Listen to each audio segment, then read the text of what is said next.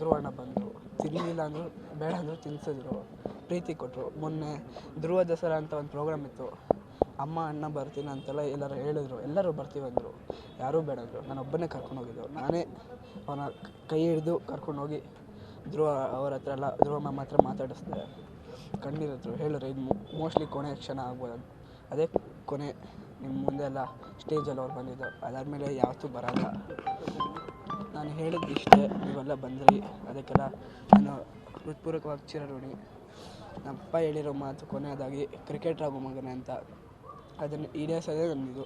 ಹೇಳಿದ್ರು ನಿನ್ನ ಐಡಲ್ ಯಾರು ಅಂತೆಲ್ಲ ಕೇಳಿದ್ರು, ಹೇಳೋದು ಧೋನಿ, ವಿರಾಟ್ ಕೊಹ್ಲಿ ಅಂತ ಹೇಳಿದ್ರು. ಅವ್ರು 100 ಪಟ್ಟಷ್ಟು ಮಾಡಬೇಕಂತ. ಇವಾಗ ನಮ್ಮಪ್ಪನ ಕೊನೆ ಆಸೆ, ನನ್ನ ಮೇನ್ ಗೋಲು ಓದೋದು ಏನೂ ಇಲ್ಲ. ನಮ್ಮಪ್ಪನಿಗೋಸ್ಕರ ವಿರಾಟ್ ಕೊಹ್ಲಿ ಅಲ್ಲ, MS ಧೋನಿ ಅಲ್ಲ, ಅವರು 100 ಪಟ್ಟಷ್ಟು ಮಾಡ್ತೀನಿ. ಬಟ್ ನಾನು ಎಷ್ಟೇ ರನ್ಸ್ ಹೊಡಿಬೋದು ಕ್ರಿಕೆಟಲ್ಲಿ, ಬಟ್ ಎಷ್ಟೇ ಕ್ಯಾಚಸ್ ಹಿಡಿದ್ರು ಕೂಡ, ಮ್ಯಾನ್ ಆಫ್ ದ ಮ್ಯಾಚ್ ಸಿಕ್ಕಿದ್ರು ಕೂಡ ಚಪ್ಪಾಳೆ ಹೊಡ್ಯೋಕ್ಕೆ ನಮ್ಮಪ್ಪ ಇರೋಲ್ಲ.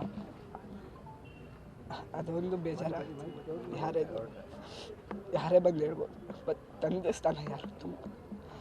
ನೀವ್ಯಾರು ನಿಮ್ಮ ತಂದೆಯವ್ರ ಜೊತೆ ನೊಂದ್ಕೊಳ್ಳೋದಾಗಿ ಏನೋ ಬೈಯೋದಾಗಿ ಮಾಡಬೇಕು.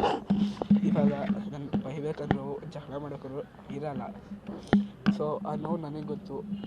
ನಿಮ್ಮೆಲ್ಲರಿಗೂ ಇಲ್ಲಿ ಅರ್ಧ ಕಡೆ ಯಾರೆಲ್ಲ ಅಪ್ಪ ಕಳ್ಕೊಂಡಿದ್ರೆ, ಅಮ್ಮ ಕಳ್ಕೊಂಡ್ರೆ ಗೊತ್ತಿರುತ್ತೆ.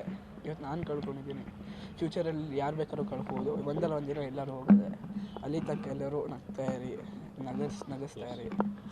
Thank you.